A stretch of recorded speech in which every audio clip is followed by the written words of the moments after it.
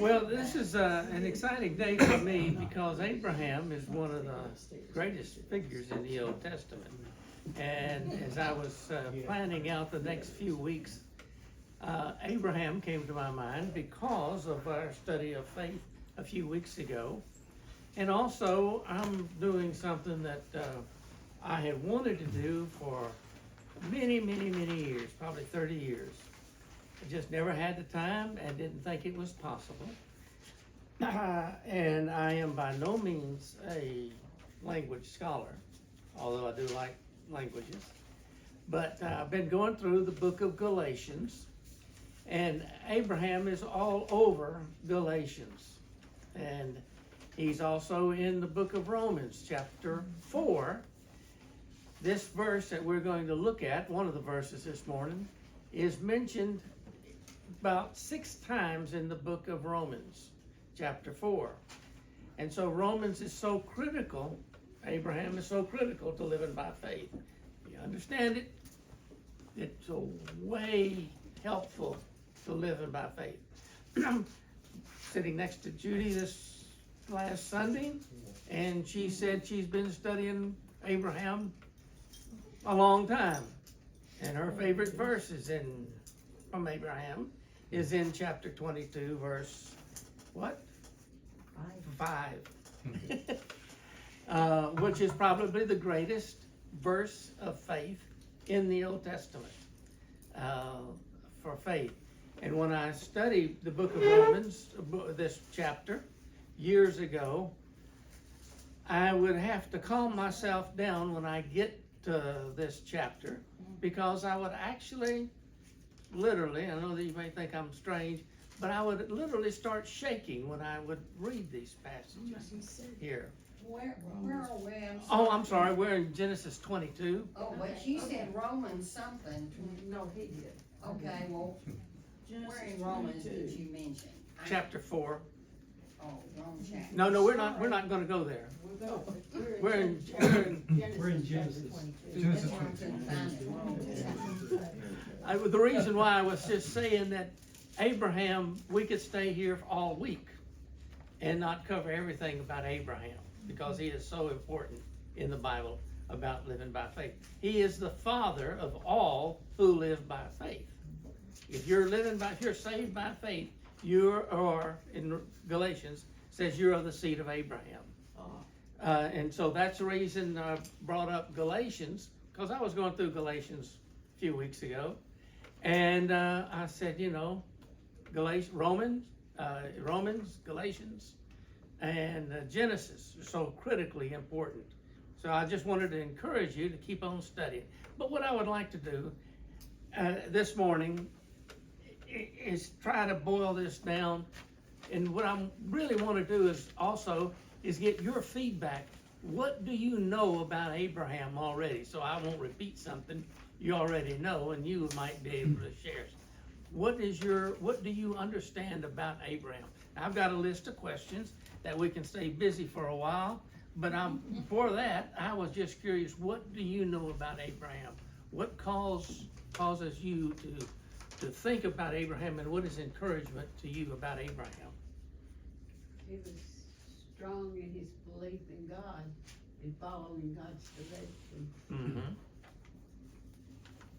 He also emerged from a culture that had really no concept of one God. Right. His household, his family were idol makers. In fact, that's what he did for a living. Mm-hmm.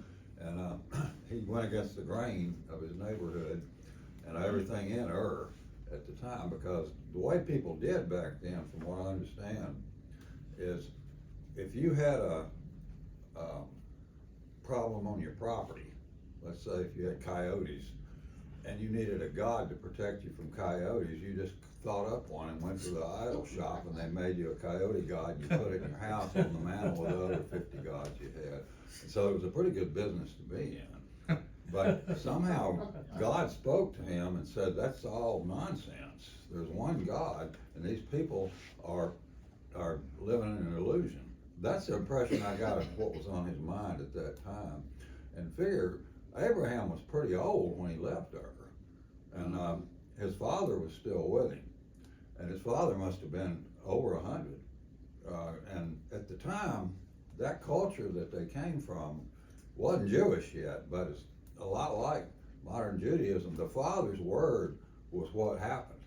So his father wasn't even supposed to go with him. My impression was God was telling him, you gotta leave everything back there. And Abraham took his father because his father said, I'm going with you. He could not go against his father's wishes. So that caused him a dilemma right there. That was his first one. And when they got to, well, I forgot the second city they went to, but supposedly his father died there, and he was probably in not good health anyway. But I pictured what was going through Abraham's mind at that time. Plus, he banished Ishmael and Hagar, and I'm not sure God really wanted him to do that. I'm afraid he might have displeased him there. I've never been real sure about that, but look what we've got now. Trouble between the house of Ishmael and the rest of us. And they've got it. That resentment goes all the way back to that. That's what's caused everything that we're dealing with right now. So it does go back to Abraham. But I kind of wonder what was going on in his head when he was trying to make that decision, because he had to throw out half of his family and then bring one part of his family with him that wasn't really even supposed to be there. So that's a lot of stress and a lot of anxiety right there. And I imagine he was on edge a lot. Yeah. So that's what I think about when I think about Abraham. That's good, yeah. Obviously, he did have all those, he was 75 years old when he left. And Sarah, remember how old Sarah was when she went on? She was 10 years younger, so she was 65 years old as they were traveling along. Now, it took a while, but you brought up something that I was hoping that we would bring up. It took him from 75 years old to when Isaac was born at 100 years old. And when Isaac was born, Ishmael was 13 when he gave him the circumcision. So Ishmael was just a little bit younger, 13 years younger. But what was the process that brought Abraham to the point of offering Isaac in chapter 22? There's several things that's mentioned about how God brought Abraham along from zero, as the old fella said, from zero to hero. There were several things that happened in his life. Just like Joseph, there were a lot of things that happened that brought him along. And what were some of the things that brought Abraham along that God used to grow Abraham up? Sarah was very jealous of Hagar, Yeah, right? part of that. I always think of the story about Abraham and Isaac as a foretaste of God's sacrifice of Jesus. For sure. Kind of gives you an idea of what's going to happen in the future if you're, listening. Mm-hmm. I think that was the ultimate test. Mm-hmm. God was testing Abraham. Right. And I think that was, to me, that was the ultimate test, was the situation with Isaac. You remember some of the other tests that he had earlier in his life? Yeah, quite a There was few. a couple of them that seemed to be very significant to me. He seemed like he just up and left, or the Chaldees, he just up and left there. God brought him. He did bring Lot and his father-in-law and other father-in-law. But the first test was a famine, and he went down to Egypt that first time. You remember what he did in Egypt? Here's Sarah. She's 75 years old. Said it was his sister? Right, said it was his sister. Now, technically, she was his half-sister. And so he didn't, kind of, you might want to call that a white lie. All that, I don't know I've often wondered how Sarah felt about all that. And there's a statement that comes later in that particular passage. He said, I did not know that there was any fear of God in this place. I didn't know they feared God over here. I thought they had no fear of God in this country. So God began to show him, look, I'm just not only God where you were and where you are, but I'm God everywhere. I'm God of the whole world. So the question that comes to my mind is, if you want to give a testimony, if you've thought about it, what are some of the first steps that God took you through to let you know that God was in control of everything, not just a little bitty piece of the world, but everything around you? Can you think of anything that you thought that you are aware of in your own personal life as God brought you along? You may not think about it during this period of time, but always think about the process that God brought you through to bring you to a point of faith. It doesn't just happen like that. There's a process that comes along. Is there any significant events that you think about, like Count Your Many Blessings verses, a song? Are there any things when you begin to wonder, is God really in control, and you start thinking about things in the past? Well, God took me through this, God took me through that, God took me through this. Anything that comes to your mind readily? I don't know at the time. I was about 19 years old, and I was into drag racing cars, Mm-hmm. and I had gone up here to Union Hill up there in Jolton. I was racing another guy, and it was at night, and I blew a tire out and went off the track. At that time, they didn't have any. It was a real high medium where the track was elevated up, and I flipped the car, went sideways 3 times, flipped over in twice, and I came out, and I had nothing but just a bump on my head. Car was totaled, and I think back that many times. I've got that and other instances all through my life, how God has spared me and brought me along in a physical way. And later on, became a Christian, recommitted my life when I became a deacon down here. But, of course, I was brought up in the church. But I think at some point in time, I continued to think about that, and just, not in a spiritual way, but basically it is in a spiritual way. He's brought me along through a lot of different instances that I have had, and I look back now and just see how he did walk with me in that given time. I don't know if that makes any sense or not, but. Well, I think all of us can identify with it. I was at a bus stop when I was in the 7th grade. And there were 4 of us sitting there at that bus stop, and this was in Houston. There was a shell road. It's all concrete now, but a nice road. But there was 2 red stop signs, and 1 car ran the stop sign and spun around, and we were all standing on one corner, and the car spun around and went to the other corner in the ditch. They had ditches back then. And and if the car had spun the other way, we would all been gone. I mean, it just took us all out. And so we've all had those experiences, and I look back at that as the first time that I realized God had a plan for my life. Because if that hadn't happened, I wouldn't be here. And then, anybody else? I mean, this is open territory. I'm sure you've thought about these things off and on a lot. Well, this is kind of, I'm like, his is more significant, but I think about when I was in high school, my best friend and my husband's best friend at the time, anyway, they were dating, and I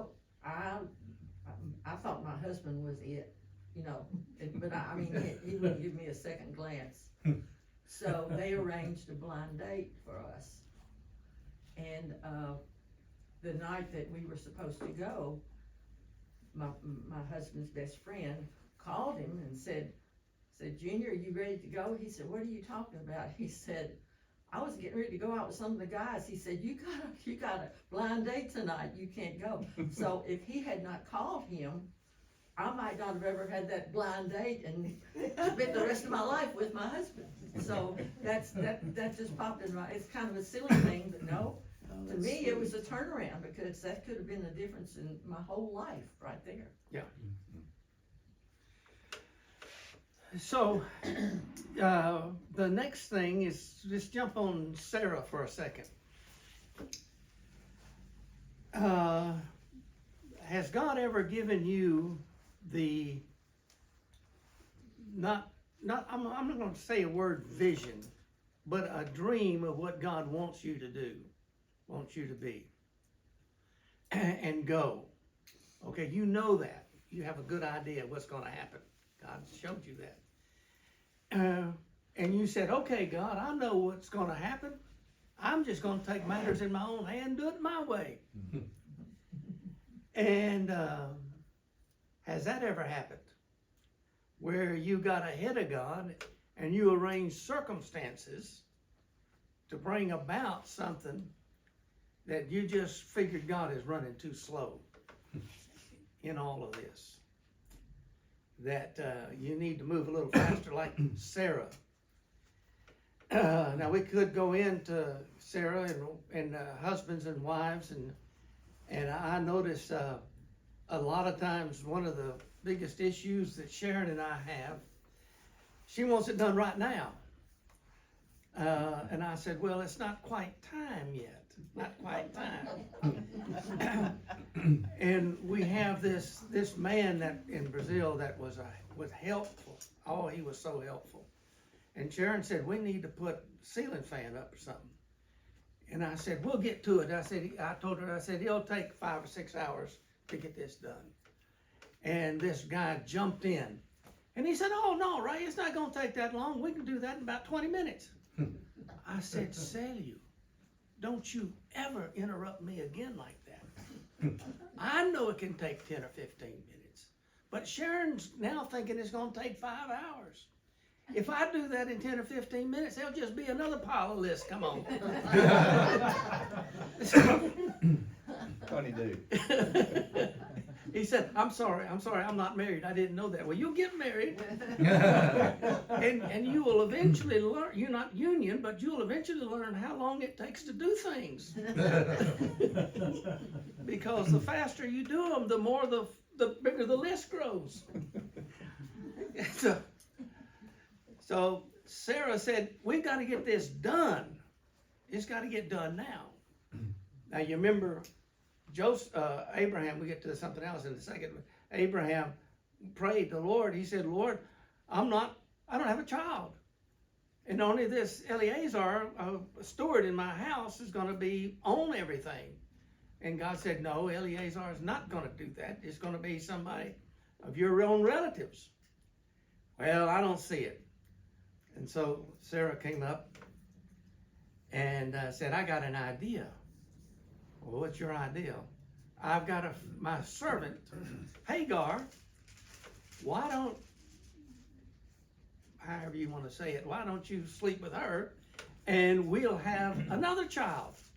Well, that irritated Sarah for 2 reasons, I think. Not only did Hagar become pregnant, but she knew it wasn't Abraham's fault that she wasn't pregnant.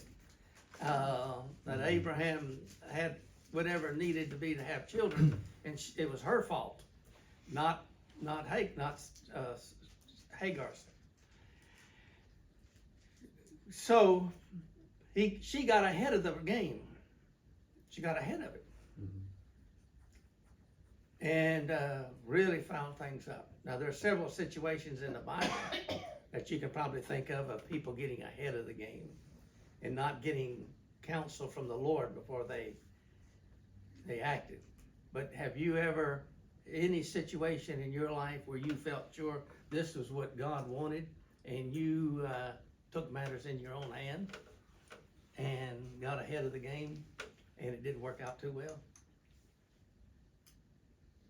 Now that may be a little bit personal. I don't know if you've ever thought about that. I can share a time similar to that where I was considering something like that. Thankfully, didn't, but thought about it. So I think I've shared this with some of you before.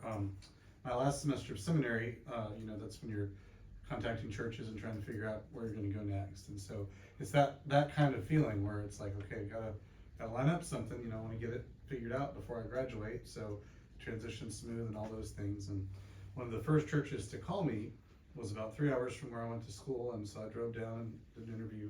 Interview went really well, and they called back and said they were interested in having me come. I really felt like God was saying this is not the right place to go, but they're the only ones who'd called so far, and it was really tempting to say, well, this one's here, and I don't know what else is out there. And I ended up saying no, and then of course they kind of panicked because they thought, well, why not? And they started calling me, what happened? What went wrong? And it was kind of weird, but I just knew that God was saying, that's not it.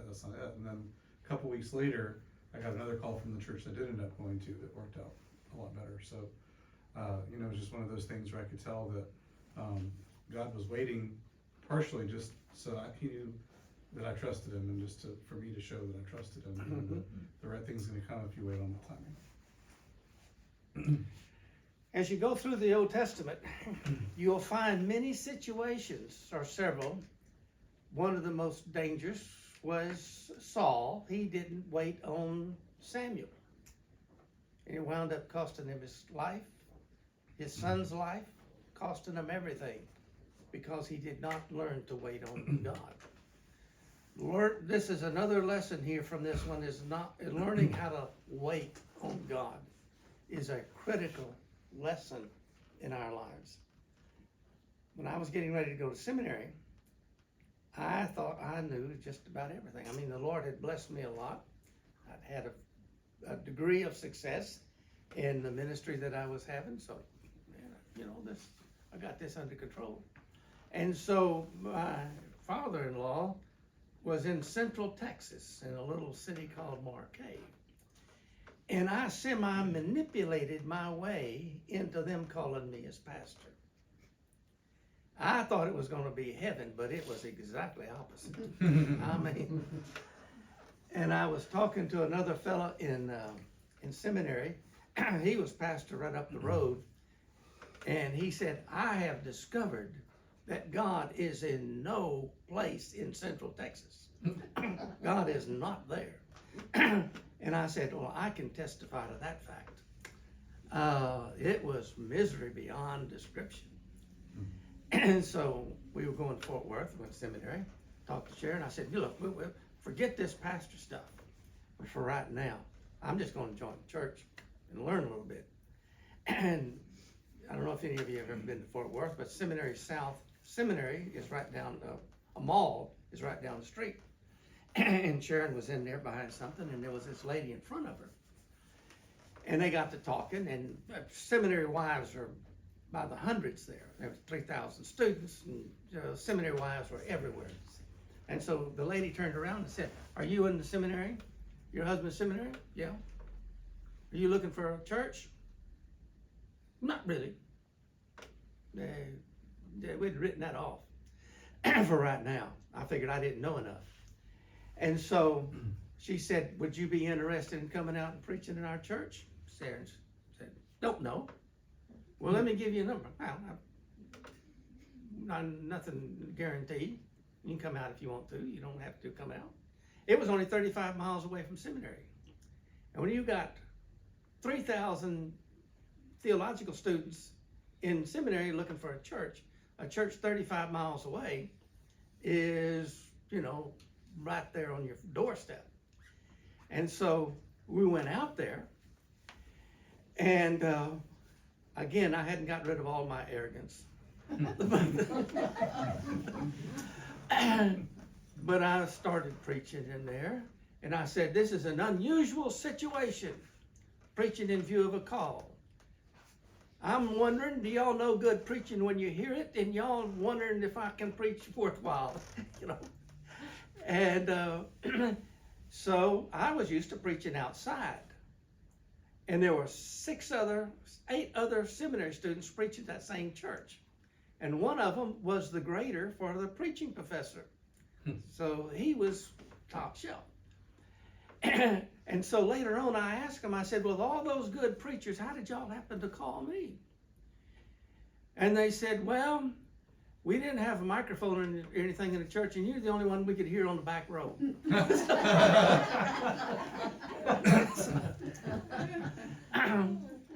But we stayed there for 3 years, and it was perfect. I mean, it was a perfect situation. But I had nothing, zero, to do with me going there. It was all the Lord's doing, because as far as I was concerned, every church was like Central Texas. And for example, the church didn't have a bathroom in it. And it was, an old wooden structure, typical, maybe you've seen these typical wooden structures, a church hold 100 people, is wooden structure. Well, one of the ladies in the church said a man has offered to donate the money to put a bathroom in the church. And I made an announcement Sunday morning, praise the Lord, we're going to be able to get a bathroom in the church, and it's not going to cost us anything. Later on that evening, one of the deacons came up and said, we've decided to have a meeting of the men later on this afternoon at 3 o'clock. And I said, oh, great. We're just going to build that thing ourselves and save that money. Oh, was I surprised. They came up and told me, said, look, this church was built in 1885 and it hadn't had a bathroom since, and we don't need one now. And I said, and I'm going to pastor this ignorant group of people? No wonder they run out at 12 o'clock. Did they have a privy out back? Huh? Did they have a privy No. out back? Nothing. Holiday good. And there's a filling station across the street. They didn't have coffee there. Yeah. So at any rate, but the biggest lesson for practical is, because you might say, well, there's no way I can identify with Abraham. There's no way I can identify with him. I mean, I'm not gonna set the seed for Jesus coming back. But some of his lessons, what's impressive to me is how God brought Abraham along. Now, I suppose if I was God, with Abraham and all the mistakes he made, I'd say, Abraham, you're the dumbest thing on earth. I've got to find somebody that's a little bit smarter than you, that can do some things. But the thing about it is, the other thing is, all of us, when it comes to living by faith, are a little bit on the dumb side. We just make all kinds of horrible mistakes. But God said, I'm going to make a covenant with you. And you read through the Psalms, and when God made a covenant, he said, I'm not going to break it. I am not going to break my covenant. No matter how many mistakes you make, Abraham, no matter how dumb you are, I'm not going to break that covenant. I'm going to keep the covenant that I made with you back in Genesis 15, when he said, you're justified by faith, and I'm not going to break that covenant. So once you get saved, once God made that covenant with you, you're not going to lose it. He's not going to break that covenant. No way is he going to break. If he didn't break it with Abraham, he's not going to break it with anybody. The last thing today is the word vision. Provision. John 14. That's what we've been talking about, really. Jehovah Jireh. In the mountain of the Lord it will be seen.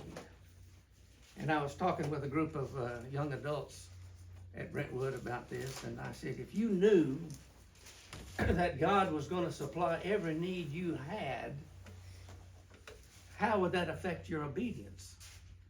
The next question I was going to ask is, have you ever not done the will of God because you were afraid you were going to be left high and dry, that God was not going to supply everything? God's going to not give me what I need. Have you ever said, I'm not going to do that? Thankfully, it's only been one time when I did that. But going back to that other question, did you ever make the same mistake twice when you took matters in your own hands and you manipulated the situation? I'm thankful that I never did that again. I never manipulated circumstances. Now, I did a few things to do something. I wasn't passive. You don't get passive. God, if you don't do it, I'm not gonna do it. I'm gonna worry about it. Now, you gotta be a little aggressive at times, but you don't be manipulative. Now, there's a fine line of difference between the two there. But God will answer, make a provision. Anyway, I asked this group of young people, I said, if you knew God was gonna supply every need you had, if you were obedient to Him, how would that affect your obedience? And one of the young adults in college, he said, well, you'd be a robot. There would be no reason for you not to obey God. I said, well, I take the second part, but it still wouldn't make you a robot. If you knew God was going to supply your needs, you would go ahead and do it. God told Abraham at the beginning, He said, gather up the stuff and go offer Isaac. He said, boom, he did it the next morning. I mean, he was already loaded up. He probably had beans to pick and cows to milk and everything else, but he just gathered up the stuff and took off. Now, he wouldn't have done that earlier, but it was instant obedience because he said, I know God is going to supply every need I've got. And that's the word provision. If you're going to take a trip, you would make provisions because in your mind, you're thinking about what you're going to need along the trip, and you gather all that stuff up. Well, God knows what you're going to need when He asks you to go somewhere to do something. So He's already got all the provisions made. And that last verse there in that verse 14, it says, in the mountain of the Lord, it will be seen. Even as it is to this day, November the 1st, 2023. Now, what happened in the mountain of the Lord? Obedience. You don't see it until you're obedient. God, it all might be laid out. God's got it all given to you. But if there's no obedience, you don't see it. You don't see it. You only see it in the mountain of the Lord where there's obedience.